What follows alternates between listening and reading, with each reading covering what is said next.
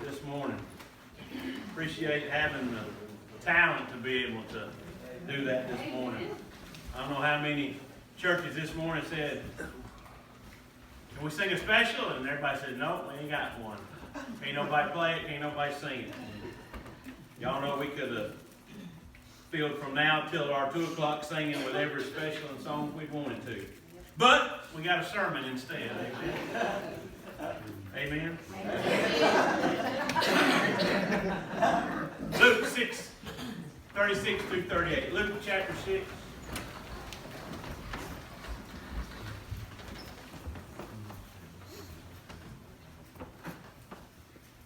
It is Song Day. We're just going to look at a couple of verses, try to finish out this as man puts in the paragraph breaks in your translation, this paragraph that we've been in for some time.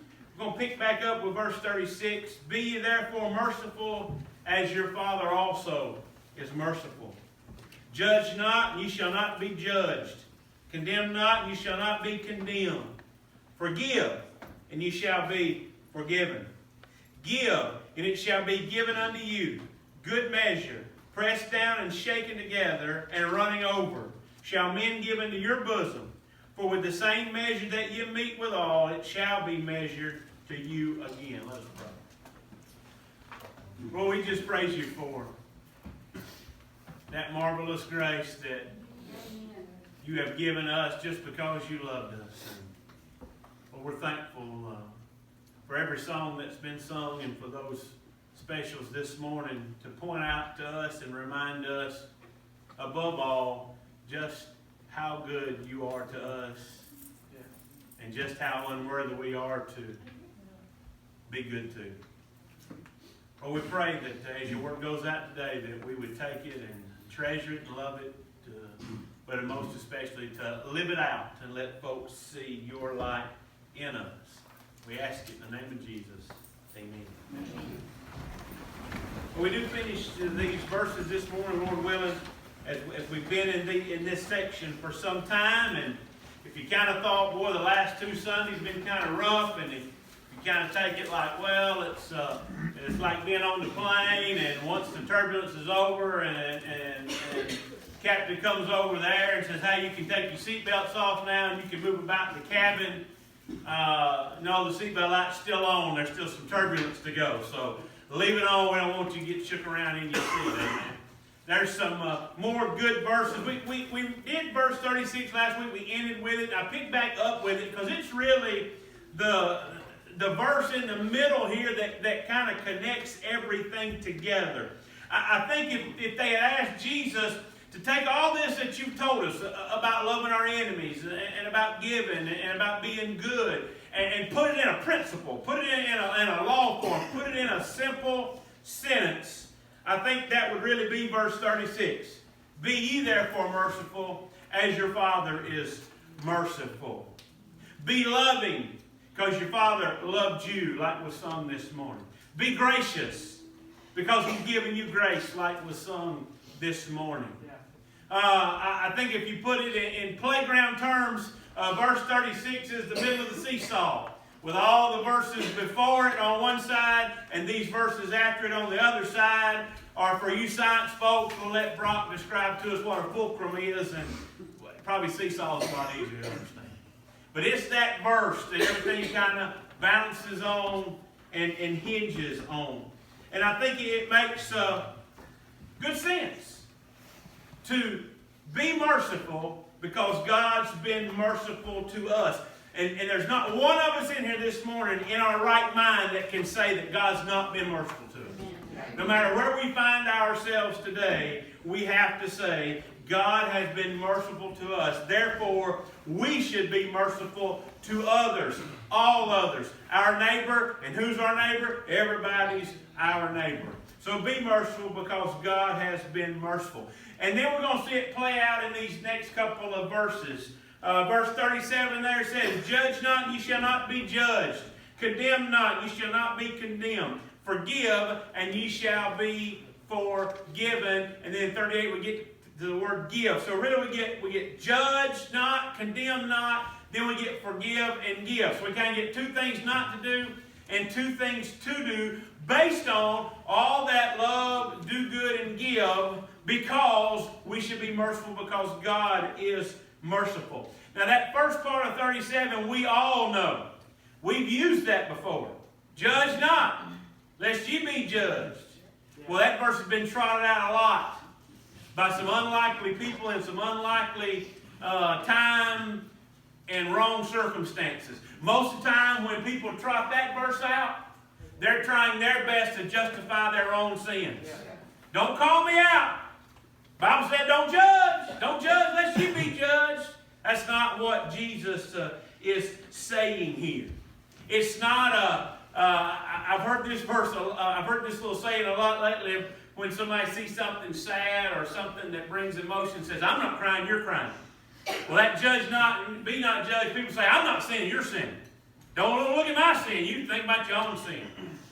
That same idea again of seeing sawdust in your brother's eye instead of the plank that's in your eye. That judge not lest you be judged. Kind of easier to say what it's not. A lot of writers over the years and biblical scholars talk about it having something to do with the courts. I don't believe that Jesus had any idea about a courtroom when he said this about judging and not being judged. But it also does not mean that we lose our idea of good criticism, of being able to determine what's right and what's wrong, and be able to stand up for what's right and call out what's wrong. I don't believe it meant to do away with that. I think God gives us the mental capacity to be able to see a tree for what it is by the fruit that's on the tree. And Jesus is specific in that in other places, that we know a tree by the fruit that it bears. And so I don't think the judge not lest you be judged has anything to do with not being able to discern between what's being done right and what's being done wrong. Yeah. So what does Jesus mean in judge not and ye shall not be judged? One of my favorite preachers is a fellow up in Cleveland, Ohio. And he uses this word, and I had never heard it before. I had to look it up, and it fits to me in this situation. It's a word you should avoid called censoriousness. Yeah. Censoriousness. You can look it up in the dictionary, it's in there. You can type it in on your word processor and it won't autocorrect for you. It's a word. Censoriousness. What is censoriousness? The spirit of self-righteous, self-exalting, hypocritical, harsh judgmentalism. Now that makes sense. We know that is what Jesus is talking about when he says judge not. Don't be the judge that's the self-righteous, hypocritical, self-exalting, harsh, judgmental person. Or avoid self-evaluation by highlighting the faults of others. In other words, again, seeing something wrong with everything and tearing the other person down so that you're not looked at. Calling out the sawdust in people's eyes when you got planks in your own. This violates all the laws of love that Jesus has just laid out in the verses before the verse 36 that we started with. And again, love your enemy. Do good to those. Pray for those. Give to those. Being a self-righteous judge of others, hypocritical, going against what you know you do, is dangerous. Violates the laws of love, and it's a danger to the unity of each other and the unity of a church when it happens in a church. Don't judge and don't condemn. Those go hand in hand, because when you judge somebody, then you automatically, if you're trying to point out the faults of others, you're going to condemn them. You're going to put them down. You're going to give them something negative because of what you think they are or what they are doing. Instead, it says, don't judge, don't condemn, but it gives us an easy word to understand and know, but a hard word sometimes to put in practice. Forgive. Forgive. Man, what a word this morning. Not just excuse, not just forget, but forgive. Forgiveness is not practiced near enough by all of us. All of us. You want to know what could save a lot of marriages that weren't saved? Forgiveness. You know what will save a lot of folks who get their feelings hurt in church because somebody offended them? Forgiveness. Forgiveness. You want to know what make you happy instead of bitter all the time? Forgiveness. Forgiveness. There's not a better thing that you can be known for than being known as being a forgiving person. You say, preacher, you're crazy. You don't know. You don't know what people's done. You don't know this. You don't know that. No, I am crazy because I understand, because I'm in the same boat you are. It's hard to do. But that's what God's Word calls us to do. We're to be merciful because God's merciful to us. We're to be forgiving because God was forgiving to us, to save us. And He's still forgiving to us even right now. And if He can forgive us for what we've done against Him, how can we not forgive anybody in this world for anything they've done to us? Forgive. Forgive. I think of two examples in the Bible just real quick. Again, I know it's singing day, but don't be unforgiving. Don't be judgmental like the prodigal son's brother. Now again, I know a lot of preachers will get in that prodigal son's brother and they'll really run with a lot. There ain't a whole lot there. I ain't here to run with that this morning, but it's just simple as this. When the prodigal son came home and Dad ran out to kiss him and gave him a ring and said, get the fatted calf, my son's home again, the other brother, the Bible says, got angry. He got angry and said, Dad, I've been here all along. I ain't never trespassed against you, and you ain't never called for the fatted calf to be killed for me. Unforgiving, judgmental, holding a grudge in your heart. How many of you, if you had to be honest this morning, would say, I still got grudges in my heart for fill in the blank? How many of you have a grudge in your heart for somebody that's sitting in this congregation? Preacher, it's singing day. You're supposed to be hurrying. Amen. Forgiveness. Forgiveness. You want to be happy instead of bitter? Forgiveness. Preacher said you had two examples. Yeah, how about a good example? Again, real fast. Won't go into detail. You know it. But there's Joseph. Sold into slavery by his 11 jealous brothers who thought in a lifetime they'd never ever see each other again. And there he is now, a captain in Egypt, in control of the economy. And there the brothers come from Israel, starving, going to die because they got nothing. And Joseph could have said, you know what? One good turn deserves another. You sent me off like I was dead, and I'm going to send y'all off back home, and y'all can go down there and y'all can die of starvation. He didn't think that one time. Not one time did that enter his mind. And he knew them before they ever knew him. And then when they figured out it was him, they were all scared. He might order them to even be killed right then. And he said, what you meant for evil, God meant for good. It all turned out the way it's supposed to. He didn't hold a grudge. He was merciful to his brothers, even though they hadn't been merciful to him. He loved them, even though they really had been his enemy when they sold him out to slavery and told Dad that he'd been mauled by an enemy. That's the example we ought to be, not the example of the prodigal son's brother. Forgive like God forgives. Be merciful, for God's been merciful to us. Again, it doesn't mean you excuse it. You acknowledge it and you forgive it. There's a difference. It's like our sin. God doesn't overlook our sin and act like we didn't sin. That's not what He does. That's not what a just God does. God sees our sin, condemns our sin, and He has a penalty paid for. We just, through grace, get to have Jesus pay pay for our penalty. If you want to say that God overlooks our sin, then you're taking what Christ did on the cross for naught. He don't overlook any sin. All that sin was piled on His only begotten Son on the cross, and He died for that sin. Wasn't overlooked.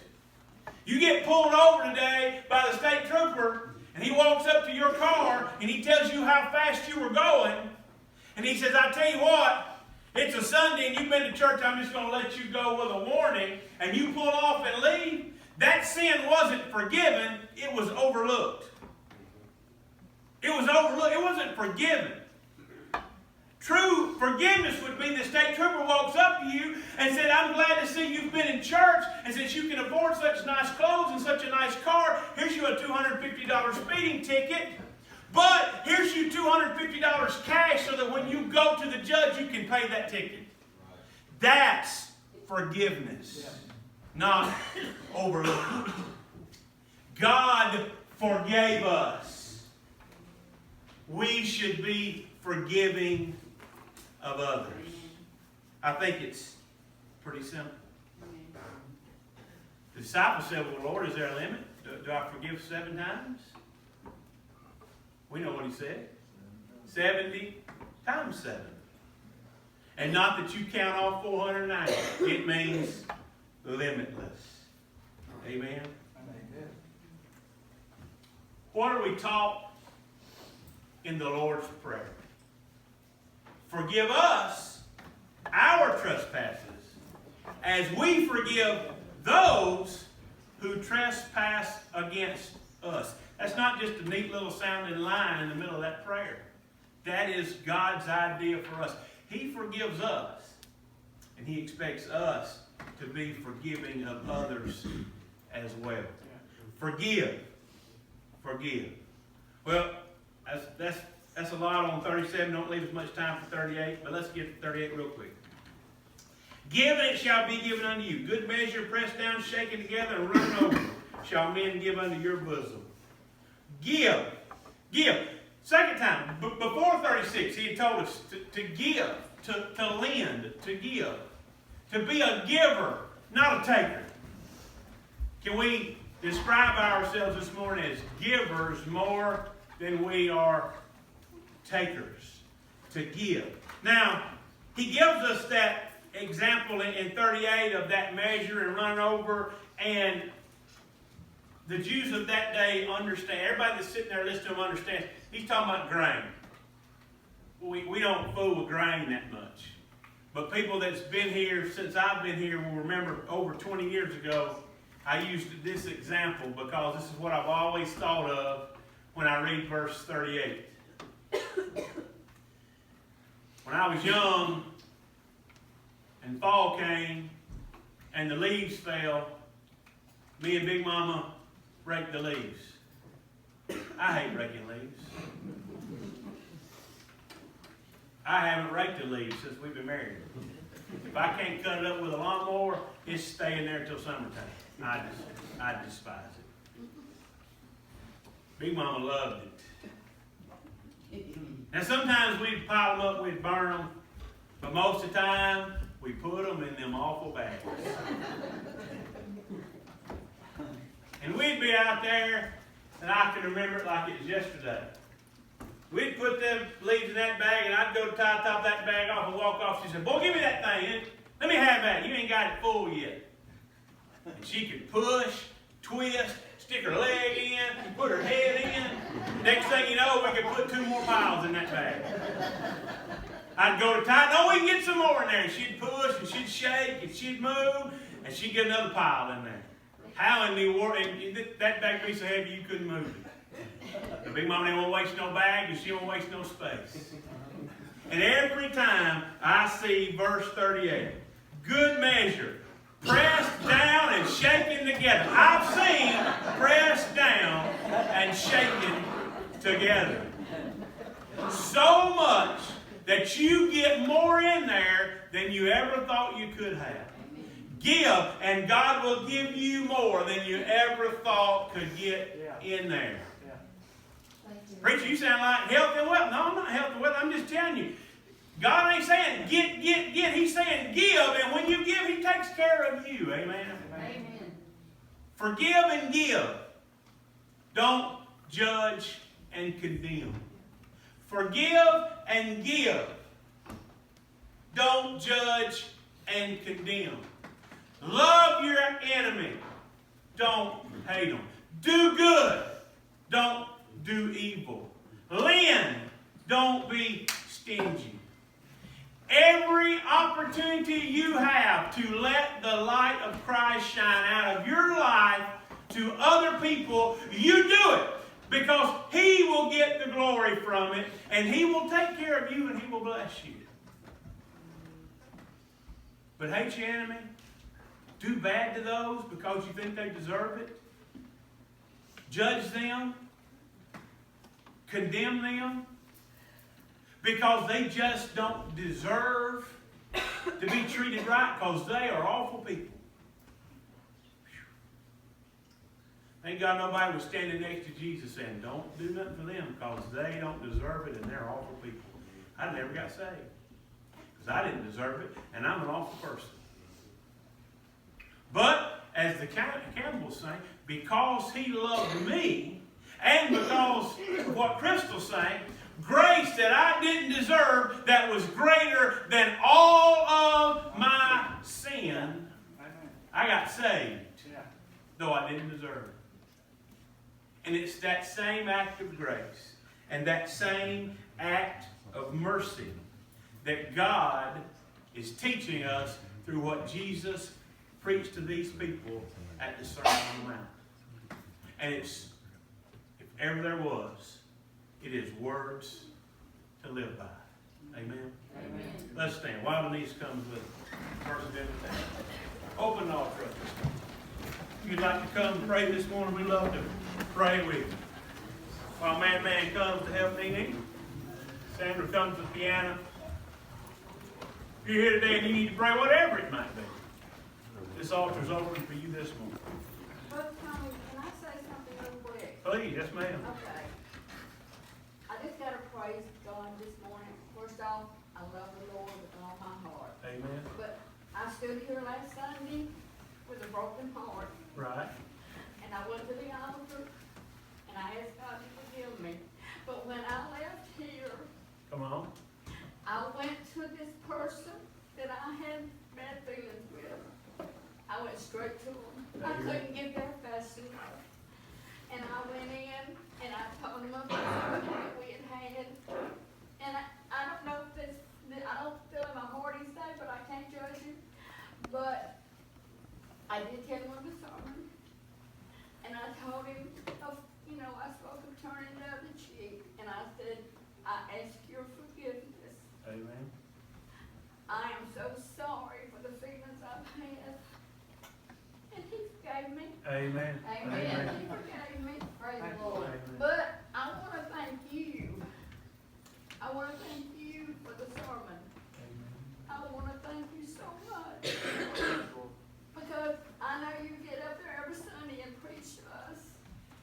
And hoping that someone will, Amen. ask for that forgiveness. Right. And so this sermon today made me feel good. Amen. He's obedient. Amen. I obeyed Him, and Amen. I just felt so much better today than I did yesterday. Amen. And I just want to thank you. I just Bless you, praise Lord. you. Thank you. Amen. Bless you. Page 177 in the hymnal. You want to feel good? Amen. You come get an altar this morning.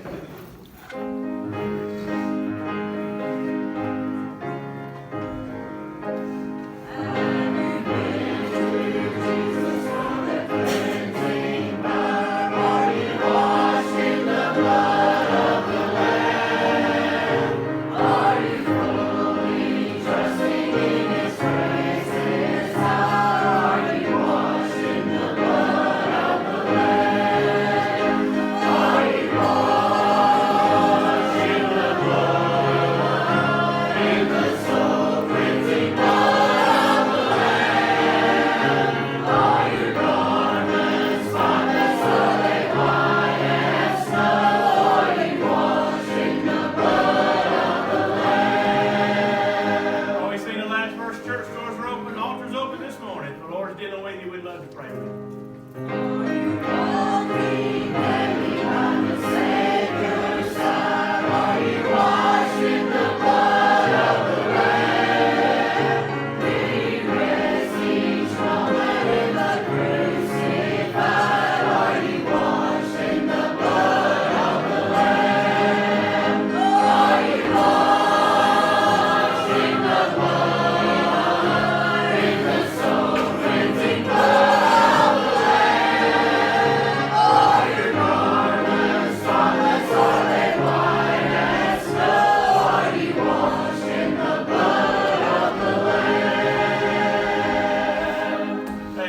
Again, run, grab your bite to eat. Be here at 2 o'clock for some crimson stained music, and we look forward to that. Again, that'll be our evening service today.